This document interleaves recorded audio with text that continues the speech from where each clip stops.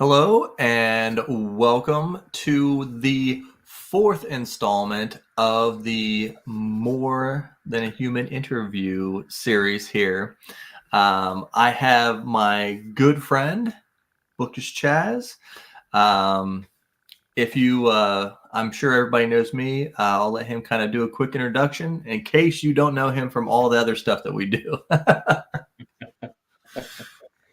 Oh, well, thanks, Jared. It's a real pleasure being on the stream. I'm really excited about this.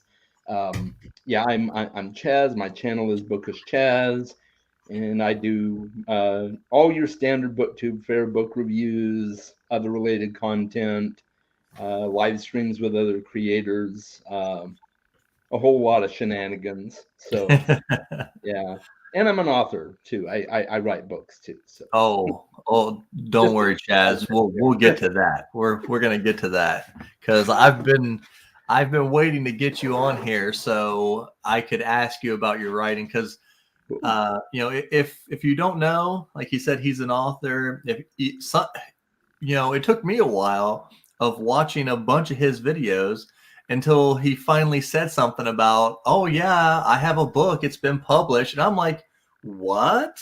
Where like very, very humble of you to not tell it all the time. So, but I am very interested to kind of hear more about your writing here.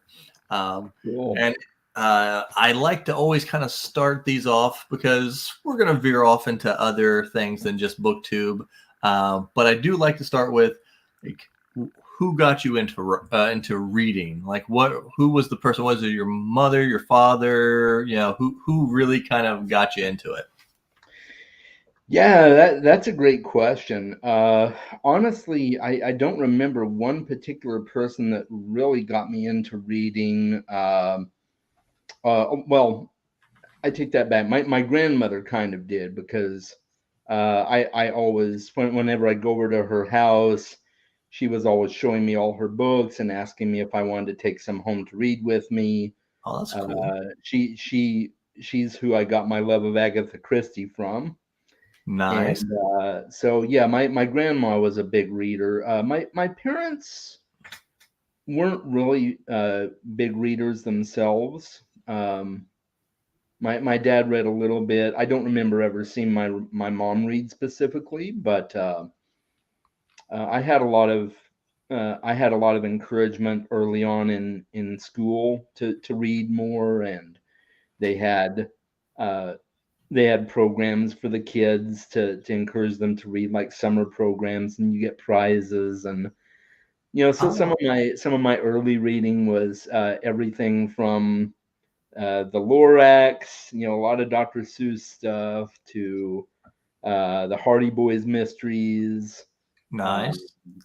Frog and Toad, to a lot of the different stuff that I remember. And my grandmother actually, one of the very first, one of the clearest memories anyway that I have was my grandmother reading the Lorax to me. And then as I got older, and I started reading, she would have me read it to her and stuff. So Oh, yeah. that is really cool to where you kind of had that connection where she read to you and then you come back and once that is so awesome. Like, because my son is just getting in that age where he's starting to really his reading is starting to ramp up quickly now. Yeah. He can't really read novels yet or anything, but I feel like that's right around the corner there, and I can't wait because I personally didn't have anybody to really read to me when I was younger, and kind of share that. So I can't wait till my son gets old enough. Hmm. Um, what was the first like real fantasy book that you purposely read and can remember? Oh boy, that's a really good one. Hmm.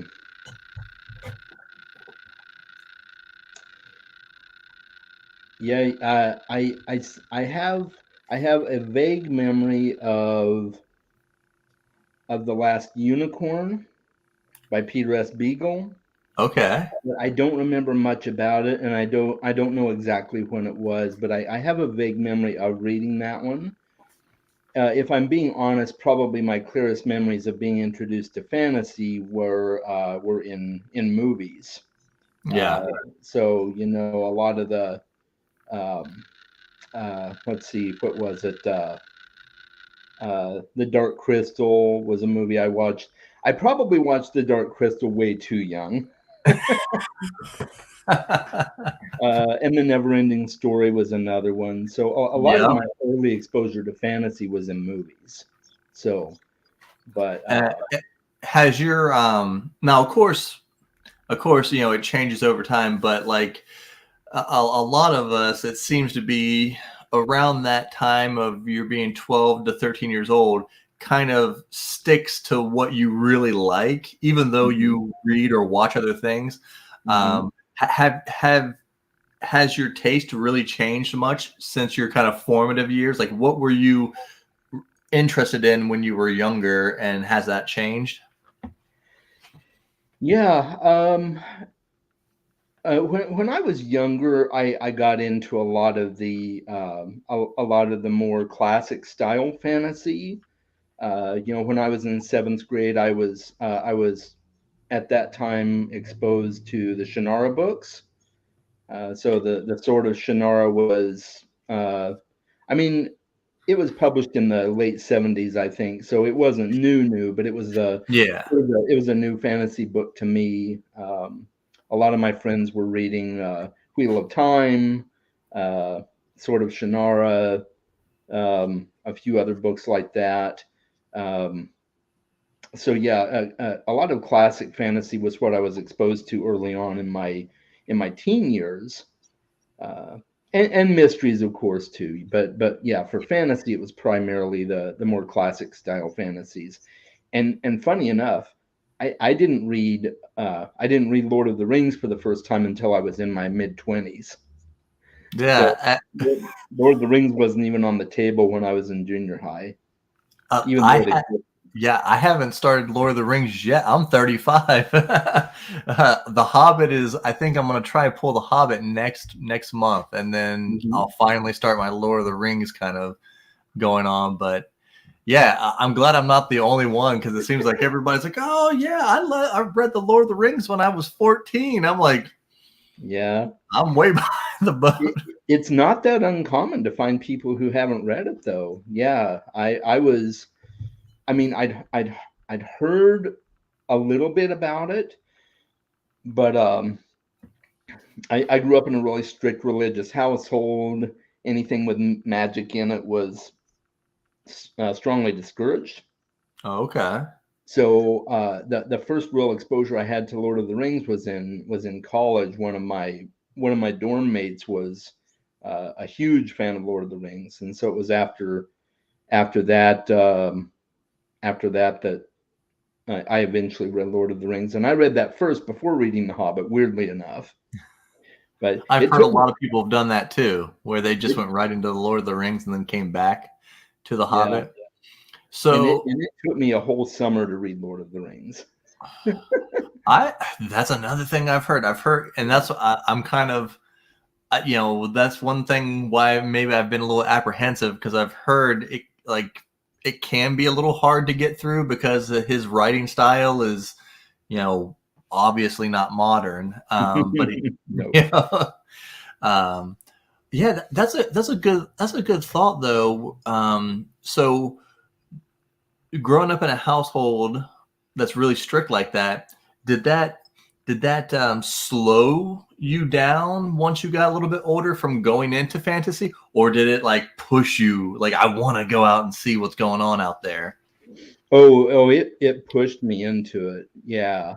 And especially because it's a weird dichotomy between what's allowed and isn't allowed because like I watched the original Star Wars movie for the first time with my parents. We it was on TV. We recorded it onto a old Betamax tape, and I just watched it over and over. And And my parents saw nothing wrong with that, and that just made me want to get into fantasy and science fiction even more. So yeah, as I got older, I was clearly embracing my quote unquote rebellious path. And Yeah. my parents had softened on it a bit by then too. They weren't nearly as strict. I think maybe they felt like in my formative years that it was better to restrict me more than maybe in my teen years. I don't know, but they were a little bit more lenient as I got older too. So Yeah, that's always a balance. About like, oh, especially like movies and television shows. It's like, well, at what age can kids watch certain types of things? And like everybody has their own parenting style. And, mhm. you know, I've, I've heard, people be like, oh, you let your kid watch that. But then I'm on the other spectrum on certain things where I'm like, well, you let your kid watch, so it's like, Right. it's always that balance. Um, so how, so how did that kind of, affect, cause you have a couple kids, right? I do, yeah, yeah. My son is almost 19. He'll be 19 on Thursday, and then my daughter's almost 18. So Okay. Yeah, yeah. because I've seen you've done a video with your daughter, right? Where you Mhm. read did you read something by Neil Gaiman or No, it was let's see, it was a book cover challenge. Like I had to figure out what book she was talking about by her describing the book cover to me. And I did another one with her for the first line challenge of a book as well, trying to figure out how well I know my own books. Yeah, because I had seen that you did at least one or two videos with her, and she's pretty funny too. Oh yeah, Uh, she's great. I love having her on my channel. I love having my son on too, but he doesn't like the spotlight. uh, and So he's off to college, right? yep, he's in college. Yep. That's awesome. Man, that time just flies by. My son just turned 9, and so we come into the new year, and my wife's like, we're about to have a kid in double digits, Right? and you're just Yeah. like, time is flies by. So, I guess it would be a good question is what did you introduce your kids to, or when did you start introducing them into fantasy and stuff like that? Yeah. Actually really early on. I was determined with some reasonable exceptions to not be nearly as strict with my kids in terms of content. I'm not, I was determined like early on, I'm not going to be having them watch Game of Thrones or anything like that. Yeah. But stuff within reason. So, both of our kids, by the time they reached 18 months, they knew the whole alphabet and they were already reading basic chapter books. And then by the time they were into like junior high, they were reading at a high school level. And by the Nice. way, I'm not saying this to brag. I'm just saying they really took to Hey. reading early on. And so some of the earliest books that I remember them reading were the Magic School. No, the Magic Treehouse. I'm sorry, the Magic Oh, Treehouse. Treehouse. They, Okay. they did read some of the Magic School bus as well, but they mostly took to the Magic Treehouse books. And then they moved on to things like Wings of Fire, some of the more middle grade stuff, and then one of the first series that they read was the Inheritance Cycle by Paulini. So Oh, okay. Aragon and Eldest and those. And they've actually reread those a couple of times. They read all the Lightning Thief books at least twice. Uh, Nice. they both read Harry Potter at least twice through, I think. Well, they got Um, me beat. I'm only through the third one. I'm still working on it. yeah, I read the whole series in one summer because I was trying to figure out if it was something that I felt was appropriate for them at that age. Yeah. Yeah, that And definitely makes sense. Yeah, so I mean, and yeah.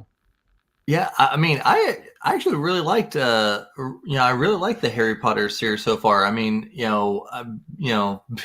because they came out like during like they were made for like my generation, but I just Right. never got around to it. And then I was just like, well, I seen the first three movies too, and I just didn't have anybody around me that was super into Harry Potter, so I Hmm. just didn't have that push to kind of continue. But now, like, yeah, you can blow through those books, and even at my age, like the writing style is not as low as I thought it would be. No, it's I not. mean, I was thinking about, I was like, man, if I had read these when I was 12 years old, like it might have been a little bit challenging. I mean, Mhm. or, it would have really been like, playing up to what you could actually read at that age. I mean, and I guess J.K. Rowling is in hot water with some people, but I mean, she knows how to write. I mean, She does, yeah. Yeah, she really does. And I don't think the hot water that she's in should deter from her creations at all. I think Harry Potter is so much bigger than just the author, especially at yeah, this point. So, yeah. I uh, mean, that's what I tell. I say that to people so often, because it's just like, why, if Harry Potter is your favorite thing, yeah. that you grew up on, that they're your favorite books, like why would you, like the old, like my dad's old sayings, like you cut your nose off to spite your face. Yeah. It's like, you don't have to agree with everything the person says or whatever, but Hmm. if that's your favorite thing, why would you take it from yourself? Right. you know Exactly. Yeah, a friend of mine once made a very wise statement. If we were to eliminate all the books of people we don't agree with, there wouldn't be any books to read. Yeah, there wouldn't be any books. Yeah, because there's always somebody has said something, and has said something down the road at some point in their life, Mhm. and that you're not going to agree with. That's always been my thing, whether it's movies, sports, as long as it's not like the most ridiculously heinous thing ever, like I can separate the art from the artist, and Same. and enjoy things. you know Yeah. yeah, and I always love hearing like what people read kind of growing up, because Hmm. it was funny now that I look back on it, because like horror has, like, it seems in the last few years horror books have really kind of become the new thing. Yeah. Like people love these horror books, and like if you look on BookTube, like some of the biggest videos coming out of nowhere are like top 10 horror books to read or Hmm. what. I'm like, wow, how did that thing get thousands of views or whatever? But Exactly. it might be because like my generation, we grew up on Goosebumps. like Right. the Yeah, that's true. it's not like bad horror, but it was horror. It was horror for fourth, and fifth graders. Yeah, Um, absolutely. and I think things kind of ebb and flow. We had the '80s craze there for a while, and now you can see the '90s craze is starting. It's starting to Hmm. kick back up. But so when were you introduced to Neil Gaiman? Because I know he's your favorite, right? That's your He guy. was. Yeah. Let's see, my first exposure to him, I believe, oh yeah, so it was actually a friend of mine on Facebook. She's actually a good family friend. I mean, I've known her since I was just little, and we kept in touch all these years. And she had posted about a book she was reading by her favorite author, which at the time was Neil Gaiman, and I think she still really loves Neil Gaiman, but it was Neverwhere. And so I decided, okay, I'm gonna pick that up. And this was, gosh, early 2000s, I think. So it's my first Neil Gaiman book, and I read through it, and I was immediately sold. Since then, I've read almost everything he's written, and just absolutely fell in love. If there's an author crush for me, it's Neil Gaiman. I'm a straight guy, but talk about an author crush. Yeah, Neil's great. So that was my first exposure though, and funny enough, it wasn't Sandman. I only recently finished reading Sandman for the first time. Okay. Last year, I think, was when I read the final of the original Sandman arc, and so yeah, oddly enough, that wasn't my first exposure. Which for a lot of people, that's their first exposure to Neil Gaiman. So Yeah, I mean, freaking the Sandman, before they even announced that they were doing a show. Hey, Shad. it's good to see you. But even before they announced it, I mean, that thing was like at the top of like the dark fantasy like rankings forever. Like I can even remember, and this is where I first really started taking notice of how big he was, because Daniel Green launched his first book, and of course he's huge. He's got a Yeah. huge following and everything, so I knew his book was going to sell a lot, at least the first book, and then you'll see if he's a good writer and all that stuff. But he was talking about, he's like, oh, my book is going up the charts, blah, blah. And he's like, and then he was like, oh, it's #1 in like military. And then it's like, and then he hit like, I think he got all the way to like number 2 or 3 in dark fantasy. And he goes, I can't believe I got so high in dark fantasy. I'll never be #1 because Sandman's there. And I was like,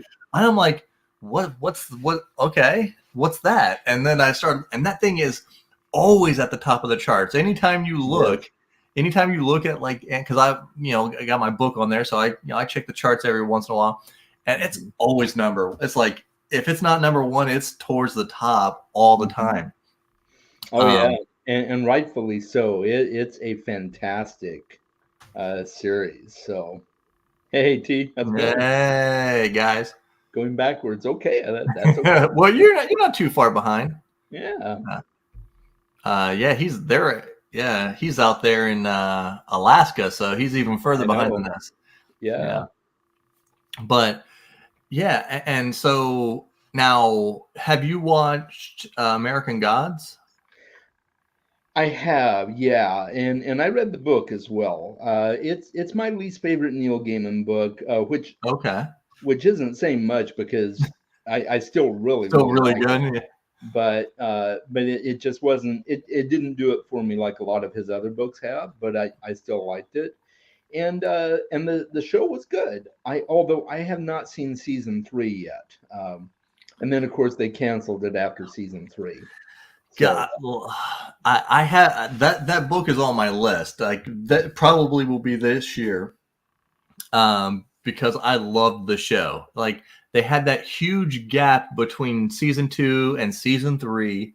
Yeah. And then they canceled. I'm like, come on, guys. Like, and I think they only needed one more season, I would think. Like, so. Yeah. How did it compare to the book? Like, were they faithful to it, or? No, it left a lot to be desired. They did most things okay. I'd say it was probably maybe 70% faithful to the book. That's better than a lot of things now. Yeah, it is. That's true. Yeah, the Aragon movie, for instance. We won't go there. But yeah, it was decently done. I thought a lot of the casting was really great. I liked the guy that they had playing Shadow. Ian McShane as Mr. Wednesday was perfectly cast. Yeah, I love him and anything he does, but he has a curse where any show he does gets canceled before it finishes. Like, right? I mean, like Tombstone, and then he was in another one too. He was, yeah, that's true. John Wick is still going strong, so maybe the curse is lifting. God, John Wick is so good. Like, it is, yeah. I'm looking forward to chapter 4. Oh my God, that's one of those I got to be like, my wife loves those movies too, so we're gonna be like opening day people for John Wick. Opening day, yeah.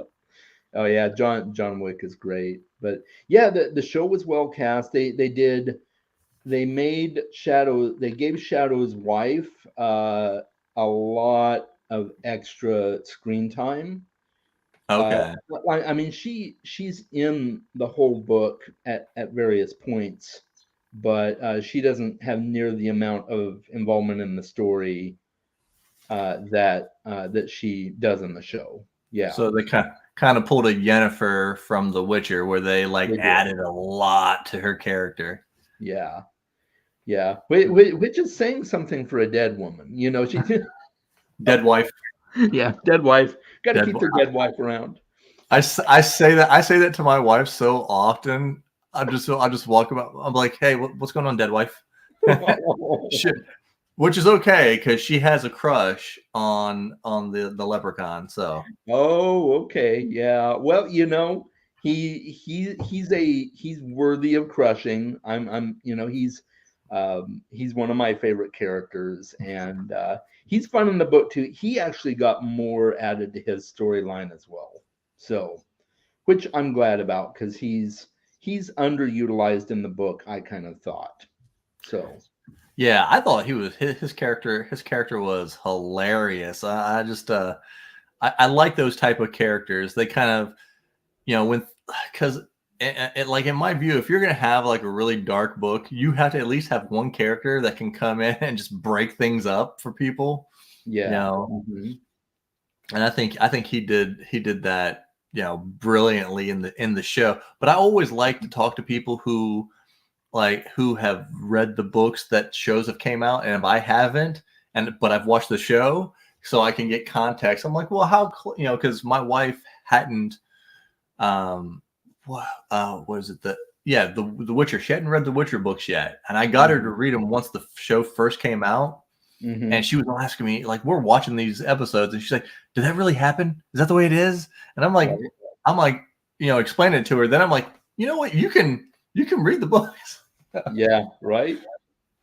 Well, you know, it's funny when American Gods was first announced, like I had it in my mind of one scene that I just knew that they were going to cut, and they didn't. Oh. I was very shocked that they actually left the scene in with the African goddess eating her acolyte. You know, not normal eating, and we'll just leave it Yeah. at that. And that was straight from the book. I was like, Was it? wow, Oh, they nice. left that in. I was shocked because that's one of those scenes that you're like, yeah, that that's a scene that you would expect to be on the cutting room floor, and they did it. I was surprised. So Yeah. Yeah, they've weird I in the mean, book, and they I made want it to say weird. that Stars, like Yeah. Stars is known for having some, like, like my wife's favorite show, and one of my favorite shows of all time was Spartacus. Hmm. And whoo, boy, that was one of the most graphic shows you'll ever see. I've heard that. I wanted to see the new Spartacus. I've never watched it, but Oh, I've heard it's good. yeah. Well, and the first season was so good. To me, it's up there, like two or three shows can say that they had like the best first season ever, and Spartacus is definitely up there. And I remember before I watched the first episode, I seen a like a review from, like, some big time reviewers, and they're like, it's nothing but softcore porn and gore. And I'm like, well, I mean, I like Spartacus and stories and stuff, so I watched the first one. I'm like, they're kind of close, but then it was weird as you watch it. The reviewers who were watching it were thinking the same thing. They're like, well, I guess we were wrong. This show just gets better and better and better and better. Um, they Hmm. had to recast Spartacus because the guy got cancer and stuff, and but yeah, he Okay. was terrific. I And wondered about that. yeah, but the replacement guy, he was really good too.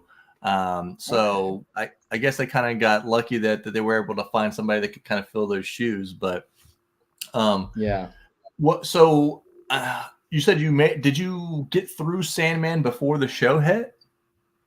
I did. Yeah, yeah. I finished the final volume before the show hit, And and so, how do you feel about the show? oh man, it was so good. they did that show so well. One, they did make some changes, but they were very minor. Like the Corinthian has uh, the Corinthian has a role in the comics, but it's not like a every issue role. Whereas in the show, they kind of made him the major villain of the season, and Okay. I think that was a good thing because he's a really menacing character, Yeah, he's a really good and bad guy. yeah, so I like that change. But for the most part, everything was spot on. It was really faithful. So much new. Oh, for I don't know if he's talking about Spartacus or if he's talking about Sandman, but yeah, I was gonna Spartacus say was because I don't think Sandman. not too much, Yeah, I don't think. not really. Yeah. So yeah, it was very faithfully done, and I was really excited when they added the two bonus episodes later on, because we got the one with the guy who was holding the muse captive in his in his house to so that he could write books with her being his muse. And then they had the animated episode, which is also Yeah. straight out of the comics. So um, yeah, they had the death of cats or Yeah. the death of cats, and they had the dream of cats as well. And so that was a Yeah. great episode, and I was very impressed with how faithful they were. Okay. Yeah, because that show, I was, I was like, man, I was like, they do really, really well on this show. I mean, there were some weird things in there where I'm like, where did this come from? But Uh-huh. it kind of fits with the aesthetic of like of what the show is going to be. At least it seems like, the dream world and how everything can get topsy turvy and Yeah. and spun around, and they have great villains throughout, Oh, every, and the character of Death was yes. horrific. She was probably, aside from Dream, she was probably my favorite character of the siblings of the Endless. She's brilliant in the comics as well, and I thought the actor that they got to portray her was just magnificent. Uh, Yeah. did such a good job. And you think the show is weird. It's weird because of the comic books. Like I did a video talking about why you should read the Sandman, and I talked in there about how the whole time you're reading the Sandman, it feels like you're in this weird cluster of a fever dream. It really is. So yeah, it it's it's just weird throughout. So they did it well. Yeah. So, along like so, I want to start kind of asking you about your writing here. Sure. When did you start just kind of writing like stories in general? Like, were you in school, or is this something that come later to you, or? Yeah, I wrote I wrote stories as early on as um gosh, I was probably an adolescent, 10, 11, somewhere around there. I started writing stories, and I'd just be talking with my friends one day, and they're like, "Yeah, we should write a story, and let's talk about this." And so I'd write some stuff down, and we'd share it with each other, and so kind of like writing prompts for that day, That's cool. and then as I got into high school, I got into, which is probably my favorite class in high school, was English composition, and we had a lot of free writing days, and so I would write out stories and stuff like that, and submit them to the teacher for the free writing projects, and um, he was a he had a love affair with not an actual love affair, but he was he was very much a strong admirer of Emily Dickinson. So Okay. every day in class, that I don't think there was a class period that went by where he didn't mention Emily, and he just said Emily, but everybody knew who he was referring to. He loved Emily Dickinson, but he really encouraged imagination and freedom of expression. Uh, people would submit stories, and he would have some of us read them in front of the class, and he never discouraged anything that was put out there. I mean, That's awesome. obviously, if there was what he termed inappropriate, he would be like, well, you need to let's not Yeah. have that Let's stuff in censor here. that a little bit. But yeah. So that was the first time I actually wrote more of a dark fantasy type story, and I don't even remember what I wrote at this point. I think it involved the devil, but that's all I remember. Of Uh, course. yeah, of course. Yeah, it The, had the, to involve the, the the devil, devil makes a perfect dark fantasy story. right? Yeah. Uh, He's the original dark fantasy character. yes, indeed. So yeah, that was I've always been writing, or I've always been imaginative. I'll put it that way. My head's always been in some other world that Yeah, I can envision. I'm right there. I'm right there with you. I'd be in school and have the ADHD and all that stuff, and Yep. I was the kid staring off into space, just thinking about superheroes or whatever. Yep, exactly me. So, when did you kind of decide that you're like, you know what, I'm gonna really pursue this thing and actually start putting, pen to paper or fingers to keyboard and like really try to go for it? Yeah, that was about, let's see, that was 2010, so 13 years ago. I started working on my first fantasy novel, which is a part of my multiverse, by the way, but I haven't touched it in a long time, just because I felt good about it at the time I started writing it. But as I started exploring my writing and my ideas more and what I actually wanted to do with it, I realized, you know, I think I really need to rework that a lot. So it's still happening, but it's just kind of on the table for now. But yeah, that was when I first started actively, uh, professionally pursuing my writing, I guess. Yeah. So did you actually finish it out and then come back to it, or did you like get into it and you're like, I'm not gonna, I don't want to put the time in because I know it's not where it needs to be?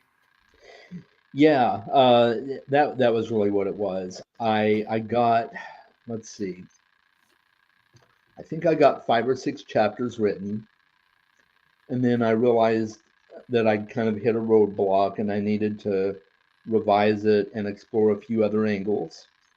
And then I ended up including a short story in my first book, which eventually became a full novel, Talendor's Guest. Initially, it was a book of short stories. Okay. But then I wrote a frame story for it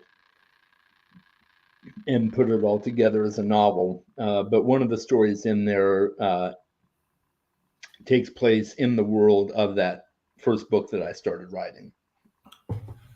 So So when did you start writing Telenor's Guest? I started writing that in 2015, I think. Yeah, and I initially published it in 2016, towards the end of that year, I think. And I published it as a book called Dragon Shorts, a collection of outlandish tales. No. Hey, that's not So, that's not bad. It's not a bad and name. and the just a little side note on that. My banner for my YouTube channel used to be the book cover for it. Oh, okay, okay. And I felt bad. I'm like, well, I'm not using that book cover anymore, but I really like the guy's art that did it for me. So I'm like, thinking, and so I kind of put it away for a time that I might use it. And then when I started my YouTube channel, I'm like, oh, that's a Here you perfect go. manual. So, but yeah, that was the original cover, and it was just a book of short stories. And then um, I got picked up by a small press, um, and at the time they picked up my book, they encouraged me to explore turning it into more of a novel or figure out a way to rework it because um, unknown authors aren't known for being successful at selling short stories, which makes sense. Neil Gaiman can sell short stories just fine, Yeah.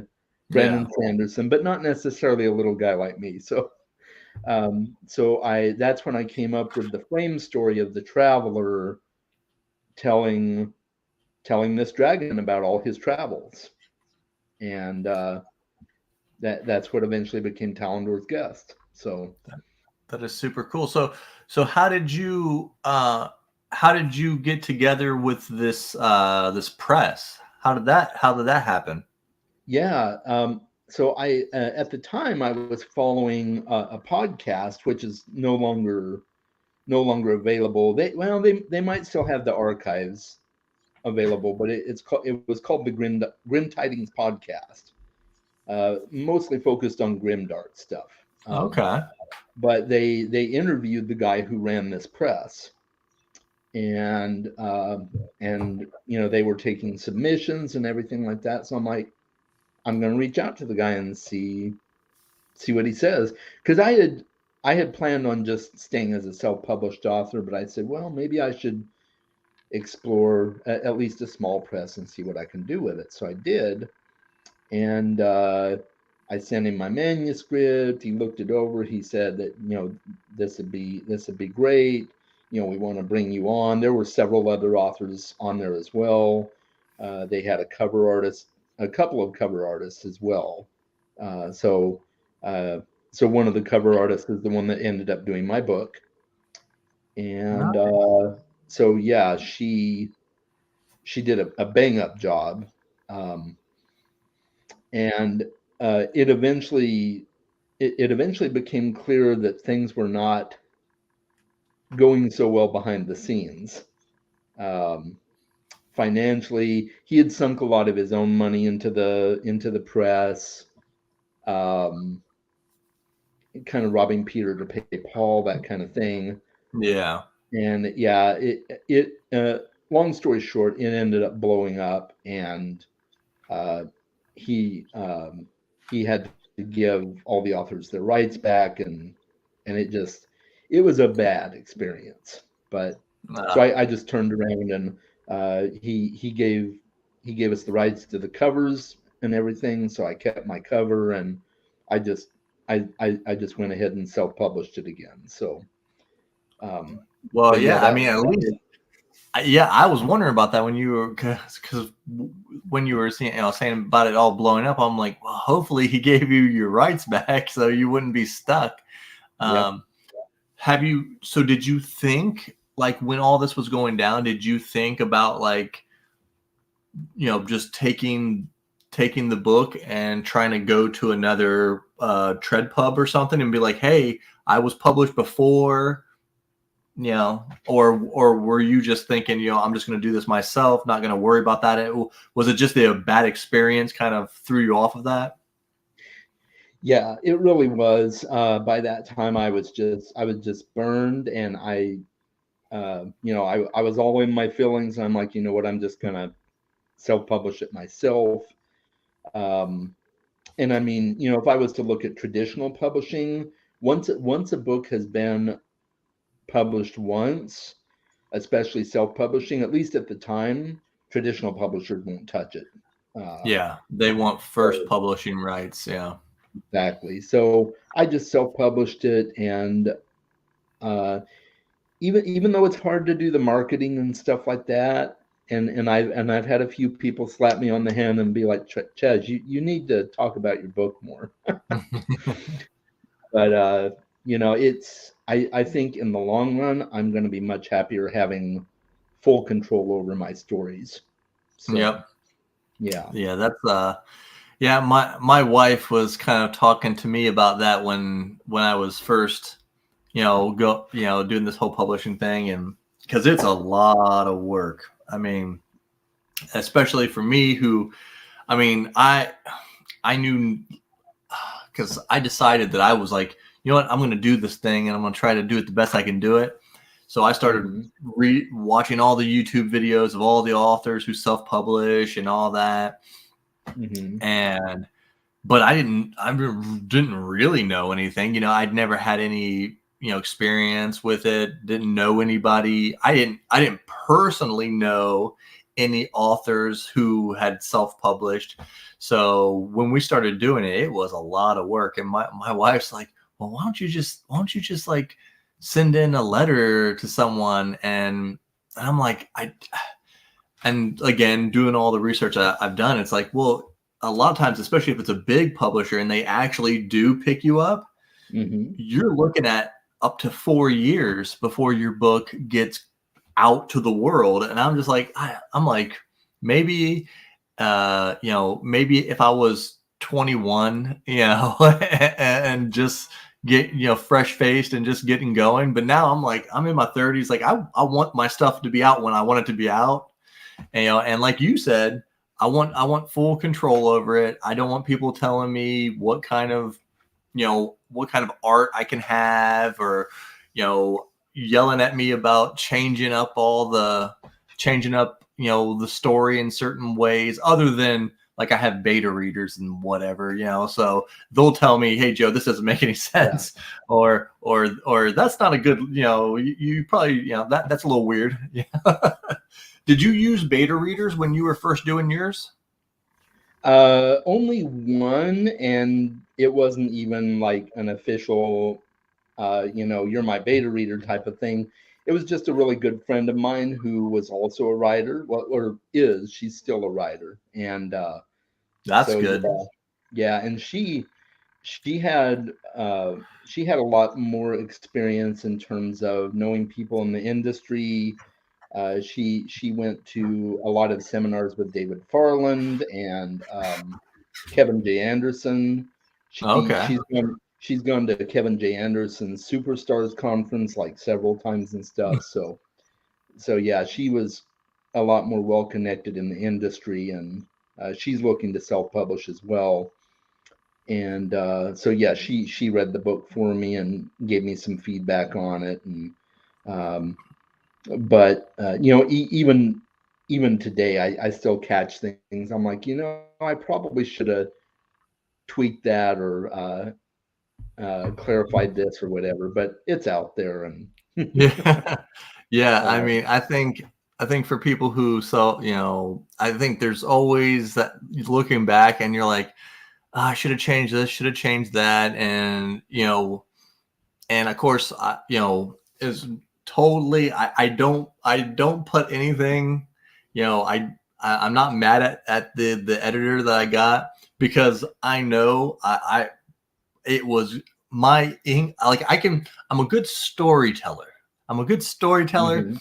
but like punctuation, knowing all these things, I know was hot garbage that she had to sift through. But Mhm. like, and she was a new editor too, and I know there was some mistakes and stuff. That's always things you're like, maybe if I start banking some money on some of these books, I'll go back and have somebody, go through and kind of clean it up and stuff. And but so uh, for people who didn't watch your video that you had out, I want to say about a month ago, maybe, where you were talking Mhm. about your plans. I know I don't want to rehash everything, but kind of, if you want to give people some like cliff notes of like what do you have coming up and what's your, because you kind of got a plan together of like what you want to do. So if you want to give people on here like some cliff notes of what they can expect from you as far as your writing goes. Sure. Yeah. Absolutely. So I do have beta readers this time around. I have a new book coming out this year. The goal is to have it released by November 1st, right before the Nice. holidays. Nice. and I do have 4 beta readers that I've put together for this one. Um, yeah, so my goal is to release that probably for pre-order in the end of August, beginning of September, somewhere around there, and then the book will release officially on November 1st. And I'll have to figure out somewhere in there if I want to send out ARCs and e-ARCs and things like that. So we'll have to see how that all plays out. I'm still figuring a lot of this out. Yeah, yeah. I haven't done a new release since my first book, and so much has changed. Um, yeah, back when I released Talendor's Guest, Amazon didn't really even do pre-orders for self-published books, and Yeah, now that's now that's what I had heard. Yeah.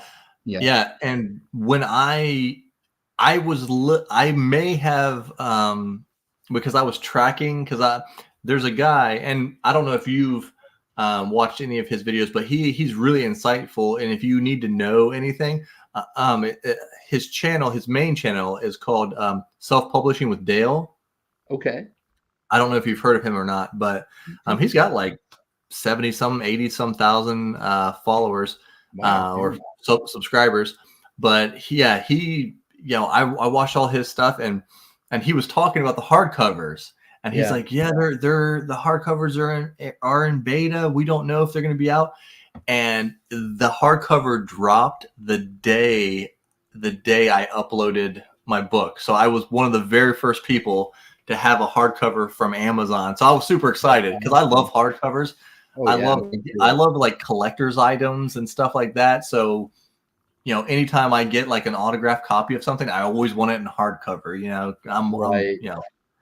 but yeah, I mean Yeah. that's I'm probably going to eventually do a hardcover for Talendor's Guest, that would be and cool.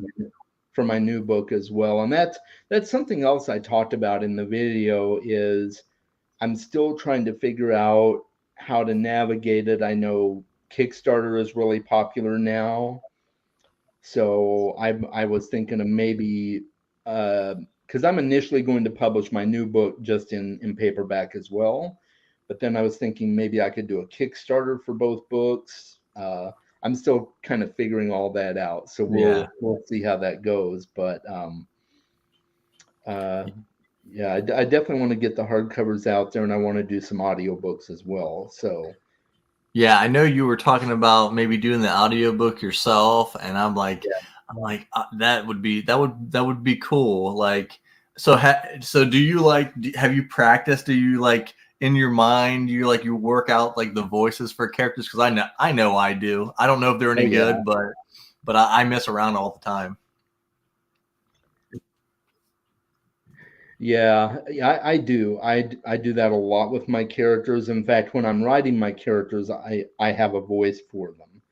It kind of helps me with my writing process to give the character their own specific voice. And Talendor sounds probably suspiciously like Smaug.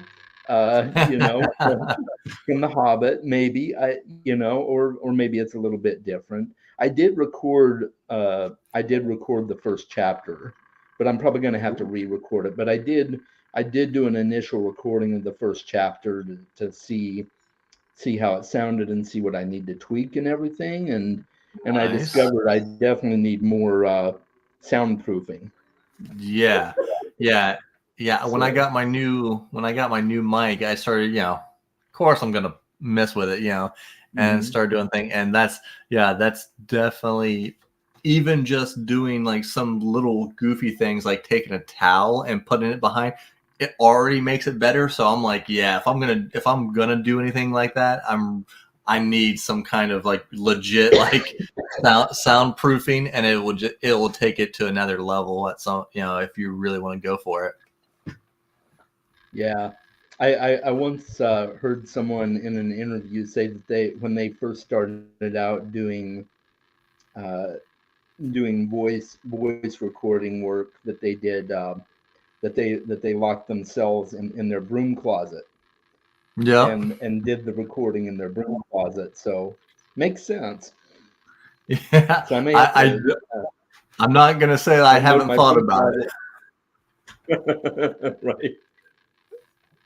it. I'm So, open to having someone else do the recording as well, but I think initially I'm going to try doing it myself first and see.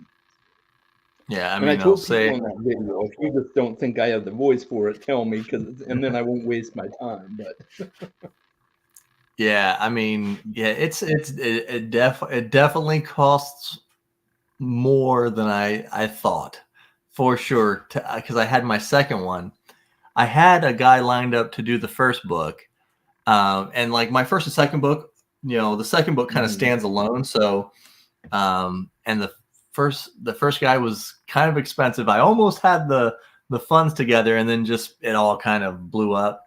And then I'm just like, I'm like, you know Yeah, what? I'm not even gonna miss. Like, I'll see if I can find a lady who can do the second book. And she did a great job. And she was like, and the money was a little bit more reasonable. But yeah, some of those people, I mean, they can go up to even ones who aren't really well known, like some of the ones that are $200+ an hour, and you're just like, oh, yeah, oh, oh, my mortgage. right. Yeah, you're basically adding a new mortgage. Yeah, it's crazy. To this day, I still don't know how Daniel got Michael Kramer and Kate Redding, but he's I mean, like, I I've know a heard, guy. yeah, like, I mean, he got access to he got flown over by Amazon to do the Wheel of Time. I'm just like, Yep. I'm like, man, I need to start doing some skits about Tolkien or something. Right. Yeah, and uh, he's gotten together with Brandon Sanderson at least twice. well, So Sanderson gave him his nickname that he rolls with now, the the the disheveled Goblin. goblin. Yeah. You know, hmm so and I mean, I've been shooting my shot with some of these. I mean, I've even got, like I got Richard Kadri, which was awesome because I love Sandman That Slim. was. And I've had some other ones who, some have said like, well, we got, and I knew they had books coming out. They're like, we can't do anything right now. We got books coming out, but I'm like, yeah, I want to, just so if when it does come out, if you want anything, you can, you know, let me have the first crack at it. And then I have some others who have agreed, but it's like just timing and Yeah.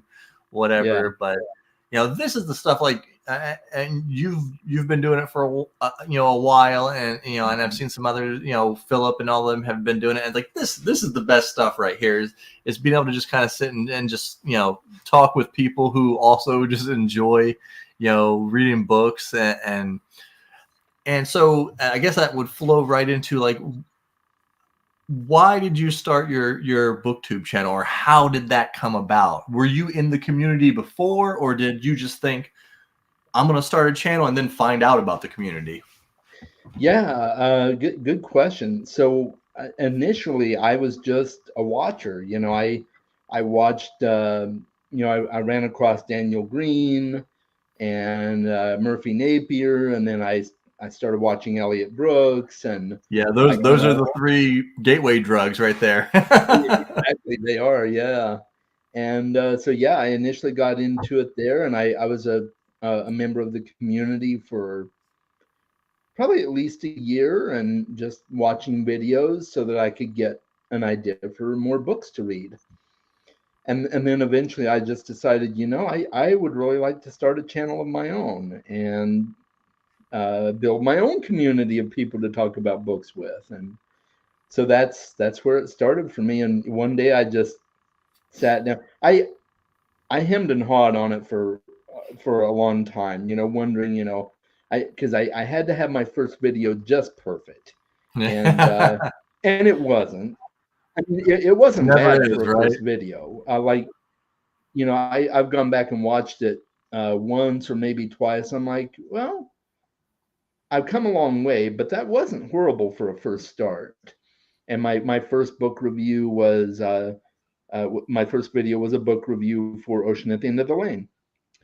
And so yeah, that was fun. And I think my second one, either my second or third video was a jaw drop video over Spider-Man possibly being no longer being in the MCU and things like, you know, that Oh whole thing yeah. when Spider-Man kind of like the Sony and Marvel were having their little tiff, and that was crazy. so yeah. So I was still like, I was mostly doing book stuff, but I was also doing, you know, just like fantasy entertainment kind of in general at that point. I did a review for what's that? Carnival Row, for the first season of Carnival Row. Oh, okay. And which I'm really excited. Just a side note, season 2 is coming out in February, and I'm so excited. But yeah, my wife, finally, my wife made me really angry because I don't know what happened, but we were watching the first episode or the first or second episode, and then all of a something happened. I don't know if I made her mad or something. And then she went ahead and just watched the whole season without me. And I'm like, oh, you no. jerk. But that show's been off for like 2 or 3 years, hasn't it? And then I just seen the trailer for the second season. I'm like, well, you guys decided to go away for a while, didn't you? Yeah, they really got hit hard by the pandemic, because it was right after season 1 aired, and then they finally announced that it would be renewed, and then the pandemic hit. So yeah, that shut a lot of stuff down. It did, yeah. So yeah, that was one of my first videos as well, was talking about Carnival Row. So it's been a fun ride. I think my first video, I didn't even know how to make a thumbnail or anything. I think what I did was I had a picture or something, and I wrote on a piece of paper. Like, I had a ream of paper that still had plastic over it. I'm like, oh, that might look okay. And I just wrote noob on it. I was like, took a picture of it. I'm like, for the booktube newbie tag.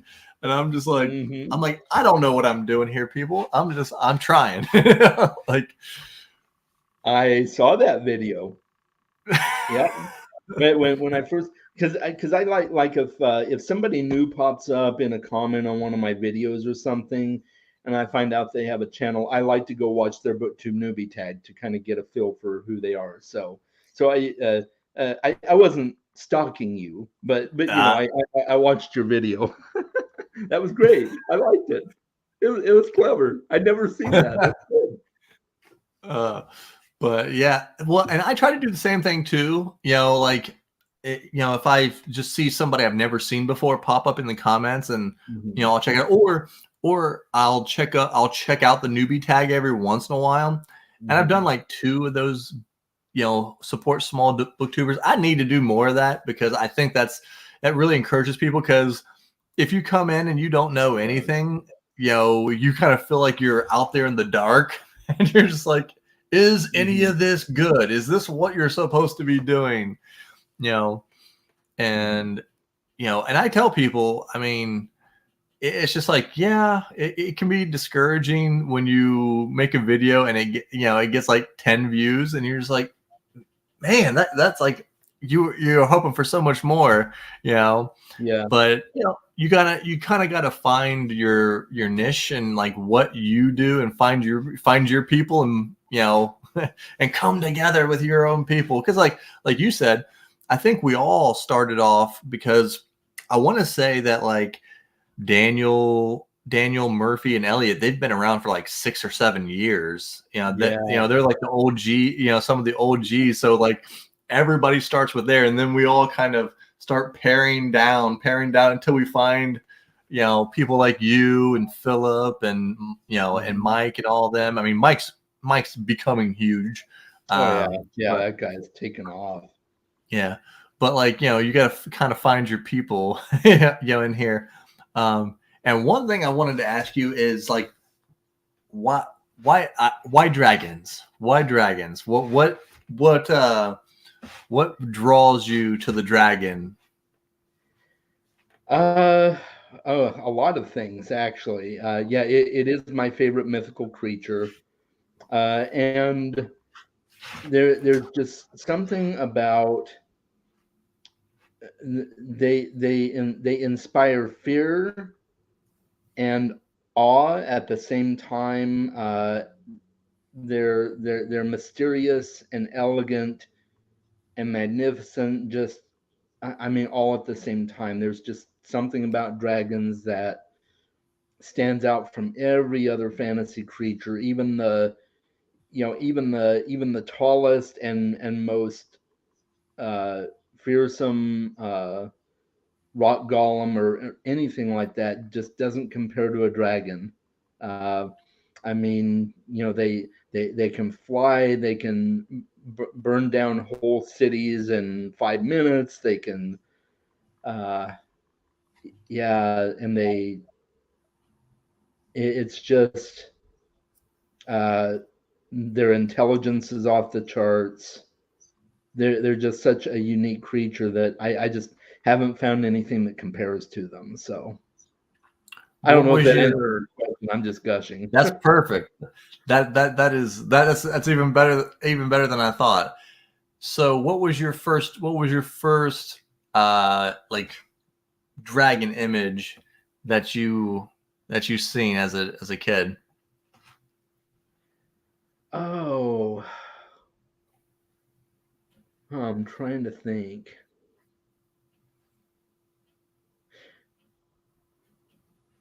I think my very first dragon image was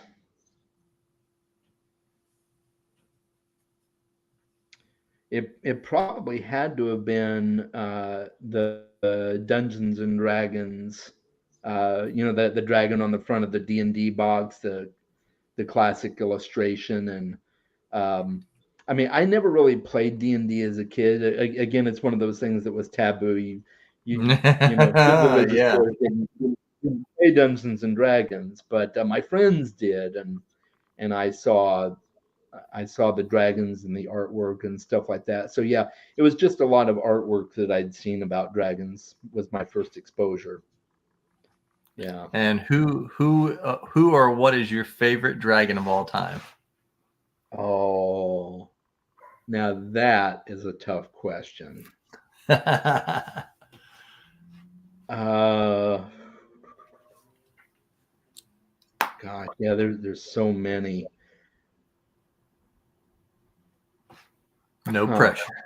Yeah, no pressure. I think so far I would probably have to say Drogon from A Song of Ice and Fire. Uh, probably That's a good one. yeah, probably the fiercest and most awe-inspiring dragon I have ever encountered in fantasy literature. Although I mean there's a lot out there too. I mean the Deathgate cycle is one of my favorite series, and there's plenty of dragons in there and stuff. So there's lots of great dragons, but I think Drogon really embodies what I expect a dragon to be, even though he Nah. doesn't talk. But that's okay.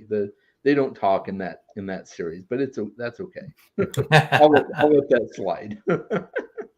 um, Yeah. all right. So what can the people expect to see from you coming up as far as your channel?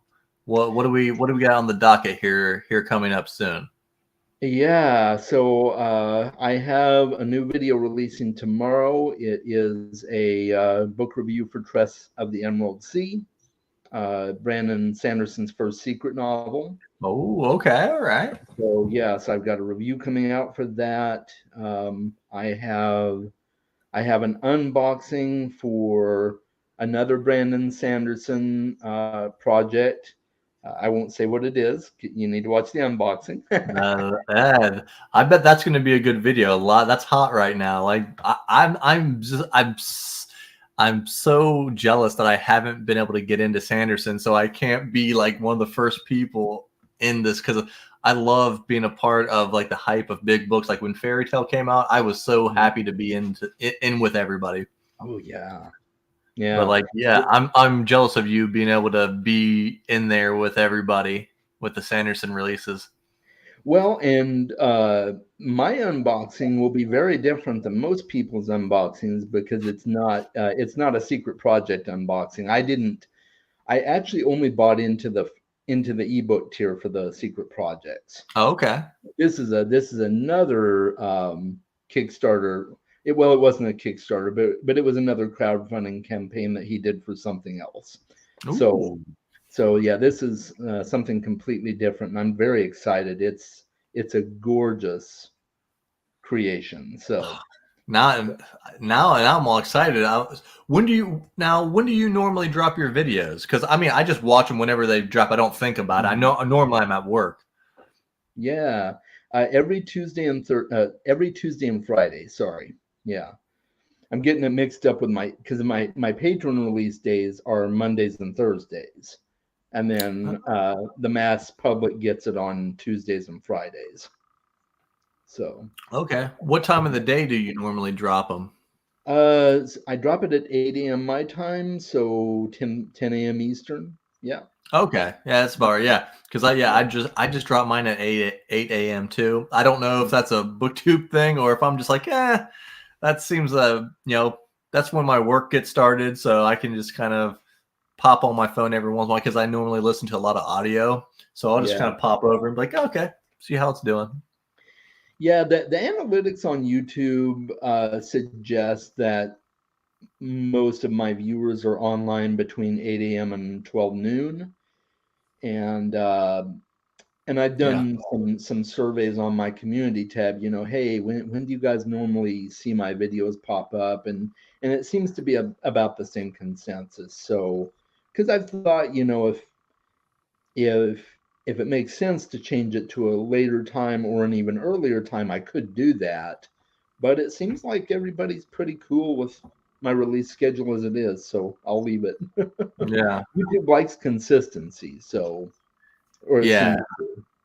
Yeah. And that's a big thing too. It's like I try to, I don't know if you ever get this way, but I sometimes if for some reason I can't get like a video out within like 4 or 5 days, I'm like, I get antsy. I'm like, I know the YouTube wants a video, every few days or whatever, try to feed the machine or whatever. But I try to supplement it with shorts and stuff like that. But Yeah. yeah, man, I just yeah, as soon as I see your thing come up, because I can have my headphones in too, so while I'm just sitting there plugging away at the case or whatever, I see your stuff come up. I'm like, boop, just turn it on. Oh, But that's I'm cool. yeah, I'm super excited to see what you got going on with the Sanderson stuff, because even though I can't be a part of it, I'm still excited about it. Yeah. Yeah, definitely. It's a lot of fun, and there's part of me that wishes I had uh, gotten the book boxes and stuff, but I'm kind of a minimalist unless it's a book that I really know I absolutely have to have the physical copy of on my Yeah. shelf. I usually just buy the ebooks, and I didn't need all the shirts and stuff that come in the book boxes and stuff. So I'm like, well, that I was really tempted when he did the Kickstarter for the Stormlight Archive figurines. I was Ooh. like, do I press the button? No. I really had to think about that one pretty hard because those are gorgeous figures. But then I'm like, Yeah. well, I don't need them. It's just gonna be a showpiece on my shelves, which I don't have a ton of room for anyway, so it's okay. But Yeah, I'm kind of the same way too, man. I don't do a lot of books, but like the books I do are normally like they're either special editions or they're autographed copies. So I don't have a lot yeah, on the shelf, but what I do is, meaningful and stuff. So yeah, uh absolutely. Yeah, my I recently did an unboxing for a really fancy edition of the Night Circus that I paid way too much money for. I remember, yeah. But it's one of my favorite books of all time. So I had Yeah. to have it. Oh I'm very man. pleased with it. Yeah. Well, I appreciate you jumping on here and getting to talk about your writing and books and what kind of has inspired you, because that's what I mean, like I said, we're both booktubers, but we're both writers too, and that Yeah. always intrigues me to kind of pick the brain of a fellow writer and see where they came up with their stuff and what was what formed the whole the writer inside and why we have to get it out and stuff. Right. Yeah. Yeah. It really is. It really is that muse, right, in the back of your head. That's just like, you got to write. You got to write. And yeah, it's. I still need to read your books. So I'm excited to get on those and see what you put together.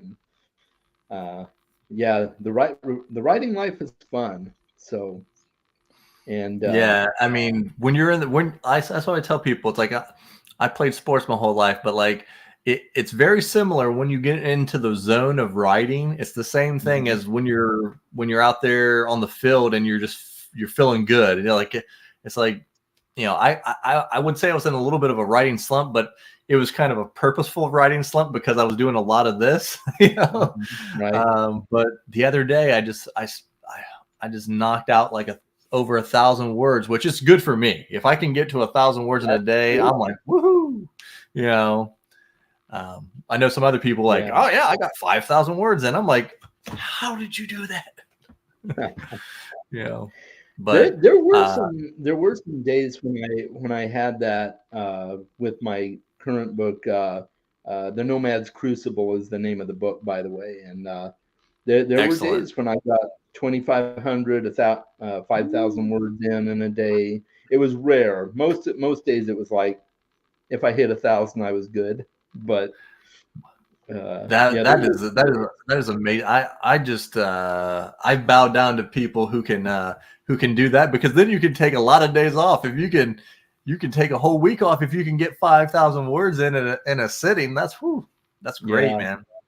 I can't wait. Like I said, I'm gonna I'm gonna order, because he caught up before the end. He made it. Woo! What's that? What was that? Yeah, thank you for watching it, and Chaz, again, thank you for coming on. Like I said, I'm gonna get to your book too, and I'm gonna do a review on it, because I'm sure it's really good, because just knowing the kind of stuff that you read and you like in your humor, I'm sure it's gonna come across really well. Well, cool. Thank you very much. I appreciate it. And yeah, no pressure at all. But I do appreciate zero pressure. I appreciate people reading my book, and I'll try to be better about promoting it. It's always that fine line, and I like the way that you do it. And I've seen Durfee do something similar at the beginning of his videos, right? I'm Brian Lee Durfee, author of the and I like the way that you start your videos too, that you write under the pen name J.R. Carroll. And I think that's really good. I've just got to find a good way to. I'm not good at self-promotion, but yeah. T was kind enough to do a review for me a few months back, and he's and I don't have a problem saying either, he's one of my beta readers. So for the new book, I know he's a dragon guy. Mm-hmm. I know he loves himself some dragons. So that's awesome, man. Yeah. He's been a lot of help, a lot of really good feedback, and I really appreciate his friendship and his professional connection with me as well in that respect. So yeah. Well, and I know he's a writer too, him and his sister are both, they do different styles of writing, which I think is excellent. So yeah, I mean, I'm sure he can give, he's super smart too. Oh yeah, So absolutely. I'm sure he can give you some great advice and pointers and stuff. Yeah. Yeah. Yeah. Yeah. He's a great guy, and he provided me some really invaluable feedback. Just yeah. He yeah. Uh, his feedback was worth its weight in gold, and I'm very happy to have him on my team for that. So yeah. That is so cool. That is so cool to know, yeah, because I watch all their stuff too. Yeah, I Um, do too. Yeah. oh man.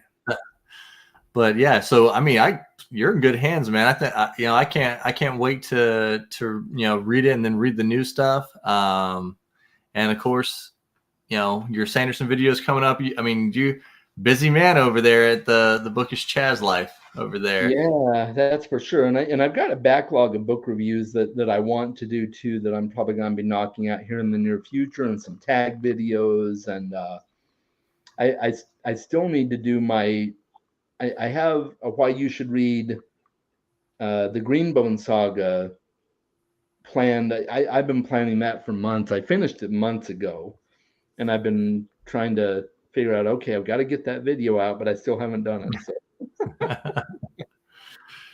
All yeah. right. Well, thank you all. Who are watching this, especially if you happen to be in my time zone or further on. Maybe you're you're up at 2 o'clock in the morning if you're over in England. But appreciate you all for watching, and Thank we'll you catch guys. you in the next one. Yeah, thank you so much.